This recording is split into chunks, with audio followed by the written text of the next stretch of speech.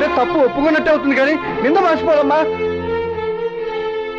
ఇప్పుడు ఈ పరిస్థితిలో ఇంతకంటే నేనేం చేయగలను చెప్పండి బాబాయ్. అమ్మాయి గారు, ఈ ఫోటోలో మీ పక్కన ఉన్న ఎదవెవడో సరిగ్గా చూసి చెప్పండి. ఎక్కడున్నా సరే ఆడి మెళ్ళ కొట్టి మీ కాళ్ళ దగ్గర పడేస్తాను. ఆడే నిజం చెప్తాడు. సరిగ్గా చూసి చెప్పండి. చెప్పండి అమ్మా. ఏం చూడాలి? ఎవరో తెలియదే ఎలా పోల్చు.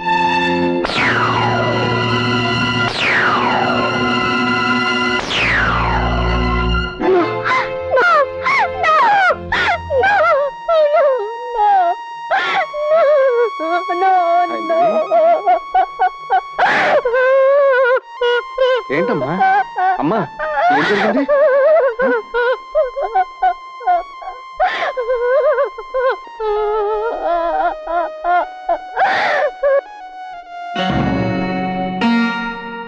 చూసావా అమ్మా, ఏప్రిల్ 1వ తారీఖు రాత్రి మీ ఆయన పేరుతో 2 ఎంట్రీలు ఉన్నాయమ్మా. 203వ నెంబర్కి అయితే మిస్టర్ అండ్ మిసెస్ ధనంజయరావు పేరుతో తీసుకున్నాడు, ఇదిగో సంతకం. 205వ నెంబర్కి అయితే కూడా గూనా నాగేంద్ర ప్రసాద్ అనే పేరుతో తీసుకున్నాడు, కానీ మీ ఆయనే సంతకం పెట్టాడమ్మా. ఏమండి, ఈ పేజీ నాకు ఇస్తారా? ఇవ్వకూడదమ్మా, కావాలంటే సాయంకాలం రండి, ఫోటో స్టాట్ కాపీ ఇస్తాను. థ్యాంక్స్. కట్టుకున్న భర్త ఇంత నీచానికి తలపడతాడా? చిచి, వాడు ఒక మనిషేనా? అమ్మా హైందవి, ఇప్పుడు ఏం చేయబోతున్నావు? ఏం చేసినా చేయకపోయినా గుండెను రాయి చేసుకుని బ్రతుకుతాను. నిస్సహాయంగా మరణించిన నా అపవాద ఆడజాతికి రాకూడదు. పోరాడతాను. ఈ పురుష ప్రపంచంలో పోరాడుతూనే బ్రతుకుతాను. మళ్ళీ నేను ఉద్యోగం చేస్తాను బాబాయ్. పదమ్మా. స్వామి, మా ఫ్రెండ్ ధనంకొచ్చే కట్నం డబ్బుతో మీ పేరును పెద్ద క్లబ్ కట్టేస్తాను. ఆ క్లబ్లో నాకు లాభాలు వస్తే ఆ లాభాలతో మీ పేరును పెద్ద గుడి కట్టేస్తాను.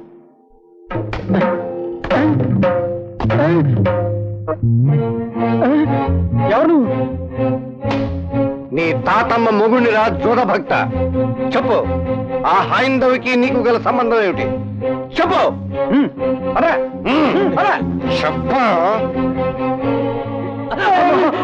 చెప్పండి చెప్పండి. మీ అమ్మ నాన్న మిమ్మల్ని కన్నది పచ్చని సంవత్సరాలకి చిచ్చు పెట్టడానిక? సీతమ్మ లాంటి ఆ హైందవి జీవితంలో నిప్పులు పోయడానికి ట్రా? చెప్పండి చెప్పండి చెప్పండి లేదా? చెప్పండి చెప్పండి. చూడండి, అతను మరో పెళ్లి చేసుకుని ఆ వచ్చే కట్టంతో మా బాకి తీరుస్తామని చెప్పండి. అందుకే అతనితో సహకరించామండి. అంతేనండి. అవునండి అవునండి అంతేనండి. ఆ ఫోటోలు అలా ఎలా తీయగలిగారు? అసలు ఎవరు తీశారు? చెప్పండి చెప్పండి. ఆ అమ్మాయికి మొత్తం తీసి మైకల్లో పడుకోబెట్టి ఆమె భర్త స్వయంగా ఫోటోలు తీశాడండి. అవునండి అంతేనండి. అంటే ఇప్పుడు వాడు ఎక్కడున్నాడు? మరో పెళ్లి చేసుకోబోతున్నాడండి. అవునండి.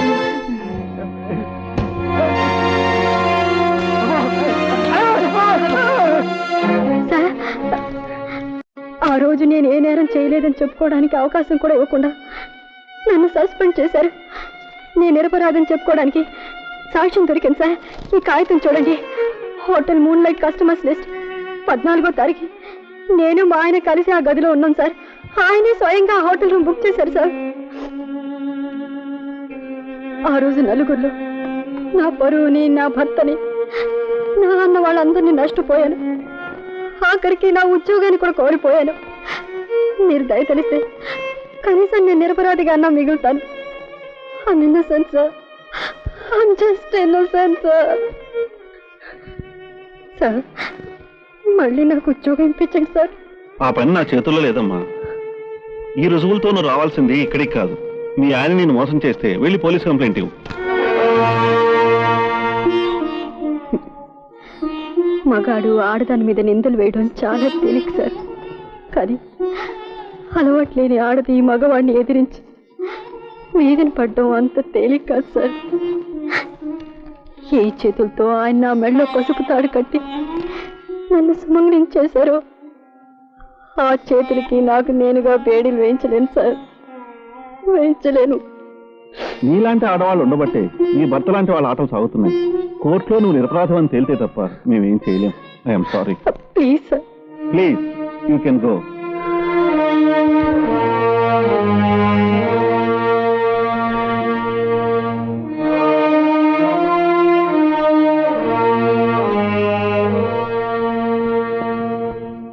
బాబాయ్, మగాడు నింద వేసిన ఆడది బ్రతకడానికి వీల్లేదంటుంది ప్రభుత్వం కూడా. ఉద్యోగం తిరిగి ఇవ్వడానికి వీల్లేదన్నారు. నీ ఉద్యోగం బంగారంగాను. మొదటి నీ బతుకు సంగతి చూసుకోమ్మా. ఇంత నిర్వాహకం చేసి ఆ ధనంజయరావు మళ్ళీ పెళ్లి చేసుకుంటాను. ఈ రోజునే పెళ్ళమ్మా. అవునమ్మాయి గారు, నా రక్తం ఉడికెత్తిపోయిందండి. కానీ ఏం చేయాలో తెలియట్లేదండి. అదండి, అక్కడికే వెళ్దాం. మీరు నాకు అండగా ఉంటారు కదూ?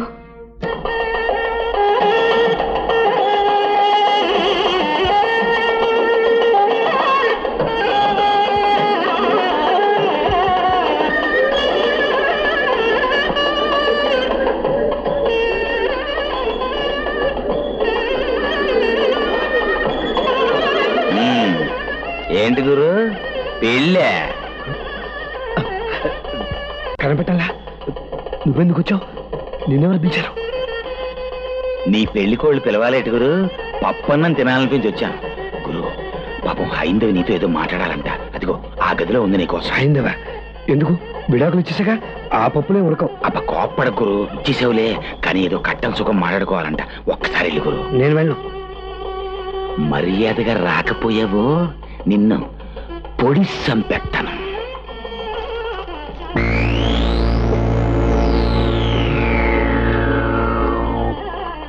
కత్తి చూసావు కదా, కసక్కు జాగ్రత్త. నేను అన్నిటికీ తెగించి వచ్చాను. లేకు 3 ముళ్ళు వేసేస్తాను. కుదరదు. 3 ముళ్ళు వేసే లోపు నీ గొంతు ముడి పిసికేస్తాను. లేకు లేకు. ముహూర్తం దగ్గర పడుతుంది. ఇప్పుడు ఎక్కడికి వెళ్తున్నారండి? అది పెళ్లి కొడుకు గారికి. అలాగే అలాగే త్వరగా వెళ్ళండి. అలాగే తొందరగా రండి.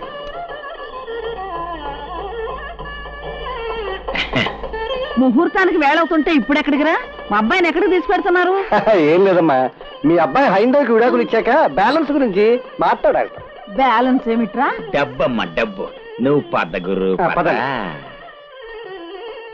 ఏమ్మా, మీ కుంటి పెళ్లి కూతురు మేడ మీదే ఉందా లేక ఎవరితోనైనా?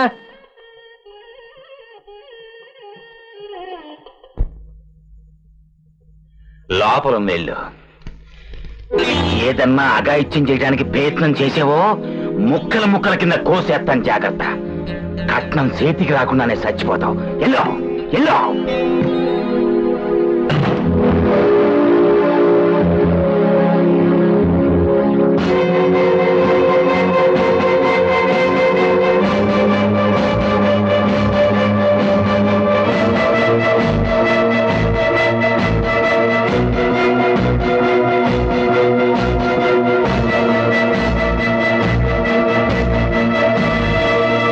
విడాకులు కోర్టు మంజూరు చేసింది కదా, మళ్ళీ ఎందుకు వచ్చా?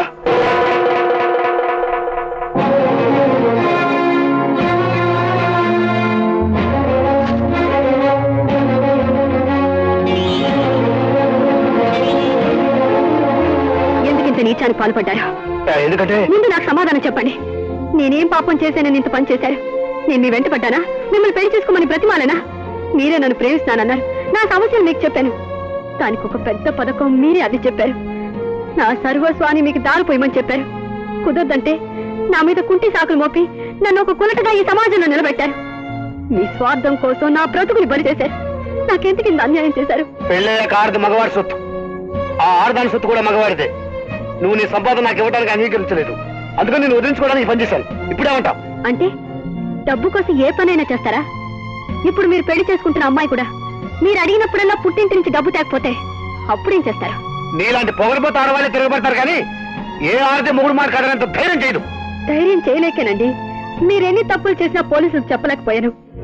నాకు ధైర్యం లేకే మా అమ్మ నాన్న చెల్లెలు ఆత్మహత్య చేసుకున్నా, మీరు నాకు విడాకుల నోటీస్ పంపించినా, నా శీలాన్ని నడిబజార్లో నిలబెట్టినా మిమ్మల్ని పల్లెత్తి మాట అనలేకపోయాను, అడగలేకపోయాను. నా జీతం మీకు ఇవ్వనందుకు నా జీవితం నాశనం అయింది. కానీ మీరిప్పుడు మరో ఆడదాని బ్రతుకుతో ఆడుకోపోతున్నారని తెలిసి వచ్చాను. ఆవిడ కూడా నాలాగే తిరగబడితే అప్పుడేం చేస్తారు? నీకు పట్టిన గట్ట దానికి పడుతుంది. అప్పుడు ఈ పద్ధతి కాక వేరే పద్ధతి ఆలోచిస్తాం. దాన్ని వదిలించుకుని ఇంకో దాన్ని పెళ్లి చేసుకుంటాను. మగవాడిని నా ఇష్టం. ఎన్ని పెళ్లిలోనే చేసుకుంటాను, ఏమైనా చేస్తాను. కానీ నాకు ఎవరికీ లేదు. నువ్వు కట్టిన తాళి నా మెళ్ళలో ఉండడానికి వీల్లేదు. తాళి తెప్పాలా? ఇలా ఏ హైందవ స్త్రీ అయినా తన భర్త అడుగుతుందా? నీలా ఏ హైందవ పురుషుడు పెళ్ళాన్ని మరొకడు పక్కలో పడుకోబెట్టారా? సిగ్గులేని తొచ్చుకోక తెంపరా తాళి. పెళ్ళాం సంపాదన కోసం చేయిదాచే నువ్వు పేమెంట్ల మీద ఉన్న బిచ్చగాళ్ళ కంటే ఏ విధంగా ఎక్కువరా? నీ దుర్మార్గానికి అనుకూలంగా లేకపోగానే పెళ్ళాన్ని మార్చే ఊసరవని నువ్వు. తెంపరా తాళి. కిరాతు కూడా నీతో కాపురం చేసి నీకు సుఖాన్నిచ్చిన పాపానికి నన్ను అనుమానం చిత్రహింస చేసావే. నేను ఊరికే విడిచిపెడతాను అనుకున్నావా? తెంపరా తాళి. నా సేవలు అందుకోమని భార్యగా నీకు అధికారం అయితే నన్నే నాశనం చేస్తావా? హైందవ స్త్రీలు భర్త అడుగులకు మడుగులు వత్తుతారనే గాని అహంకారం అడుగులో అడుగు వేసి 7 అడుగులు ఎందుకు నడుస్తారో నీకు తెలుసా? సప్త ఋషులు సాక్షిగా నువ్వు నాకు నీడగా రక్షకుడుగా నిలబడతావని. ఆ రక్షణే నాకు లేనప్పుడు నువ్వు కట్టిన తాళి నాకెందుకురా? తెంపరా తాళి.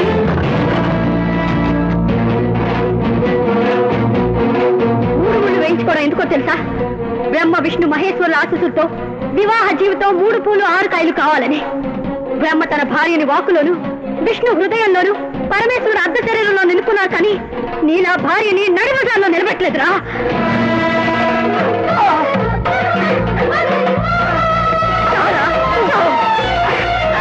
నిన్ను బ్రతకనివ్వదురా.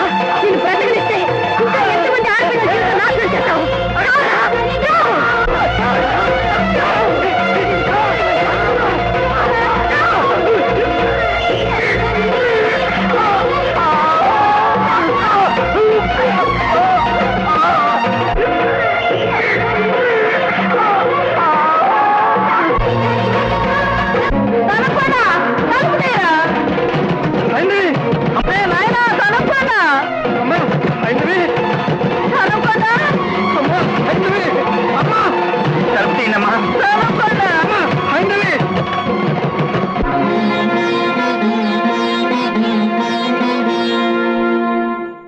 విన్నారా యువరానా? ఒక ఆడదాని కన్నీటి కథ విన్నారా? బ్రతుకు మీద ఆశతో, భవిష్యత్తు గురించి అందమైన ఊహలతో 3 ముళ్లకు తల వంచి కట్టుకున్నవాడితో 7 అడుగులు కలిసి నడిచి వైవాహిక జీవితంలోకి అడుగుపెట్టిన ఆమె కలలు ఎలా కూలిపోయాయో, ఆశలు ఎలా రాలిపోయాయో, ఊహలు ఎలా బూడిదయ్యాయో విన్నారా? ఆమె చేసింది హత్య, అది నేరం, ఆమెను కఠినంగా శిక్షించాలి అని ఘోషించే పెద్దలందరూ ఆమె కథ విన్నారుగా. ఇప్పుడు చెప్పండి, కట్టుకున్న భార్యని పరాయి మగవాడితో పడుకోబెట్టి మానసికంగా ఆమెను హత్య చేసిన ఆ భర్త నీచుడు, నేరస్తుడు కాదంటారా? 10 మందిలోనూ ఆ అమాయకురాల్ని పతితగా నిరూపించి పరోక్షంగా ఆమె కన్నవారి చావుకి కారకుడైన ఆమె భర్త దుష్టుడు, హంతకుడు కాదంటారా? ఆమె బ్రతుకుని బజారు పాలు చేసి డబ్బు కోసం మరో ఆడదాని మెడలో పసుపు తాడు అని పిలువబడే ఉరితాడు బిగించడానికి సిద్ధపడ్డ ఆ భర్త దౌర్భాగ్యుడు, దుర్మార్గుడు కాదంటారా? యువర్ ఆనర్, పుట్టుక ఇచ్చే ఆడదాన్ని ఆదిశక్తిగా కొలిచే ఈ పుణ్యభూమిలో, నేలను నేల తల్లిగా, ప్రతి నదిని అమ్మగా పిలిచే ఈ గడ్డ మీద ఆడదాన్ని మంగళసూత్రం అనే సంఖ్యలతో కట్టిపారేసి హింసించే రాక్షసులున్నారు, కట్నం డబ్బు కోసం కాల్చి పారేసే కిరాతకులున్నారు, అమ్మి సొమ్ము చేసుకునే అయోగ్యులున్నారు. యువరాన, ఆమె భర్త బ్రతికి ఉంటే హైందవిలాగే మరొకదాన్ని, ఇంకొకదాన్ని, వేరొకదాన్ని పెళ్ళనే పేరుతో కట్టుకుని పొట్టన పెట్టుకునేవాడు. అలా జరగకుండా ఆపే ప్రయత్నమే ఈ హైందవి చేసిన పని.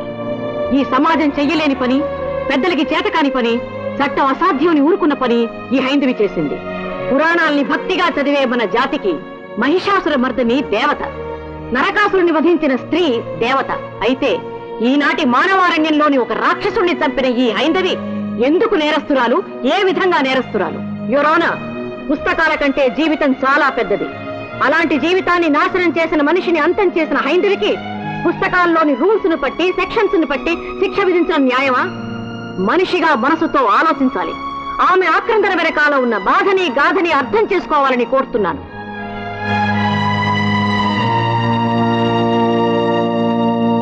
ముద్దాయి హైందవ కథ విన్నాక ఆమె తరఫున న్యాయవాదిగా నిలిచిన లాయర్ శ్రీమతి జానకి వాదన పరిశీలించిన మీదట ముద్దాయి చేసిన హత్య నేరమైనప్పటికీ అన్యాయం జరిగిన ఆడదానికి న్యాయం చేయవలసిన బాధ్యత సమాజానికి ఉంది కనుక